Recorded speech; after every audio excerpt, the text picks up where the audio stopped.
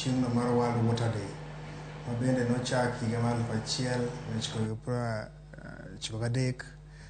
Mane jo UN General Assembly nowacho ni chakre chieng' no 2 dwe mar adek higa ka higa wa celebrate kata waparo World Water Day, chieng' no mar pi.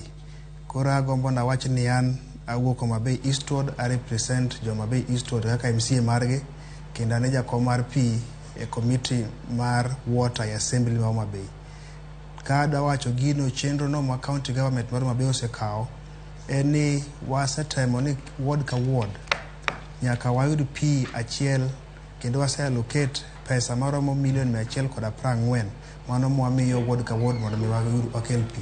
Kendo sirikal mar county government Homa Bay osebedo gi tudruok kod jogo maketo mwandu kaka dunia mawuok Netherlands, kendo iyudo ni countries moko mawuok bende Scandinavia kaka Sweden nitiere partnership with county government mondo mi wa supply kata wake pi ne kor gwenge mondo mi shida mar pi momako piny ngimane kik hiny jowa nikech pi en ngima. Erokamano ahinya Erick Omollo, mano en gima ber kendo inyalo mana leronwa ni to nyaka sani higa achiel gi wiye maber.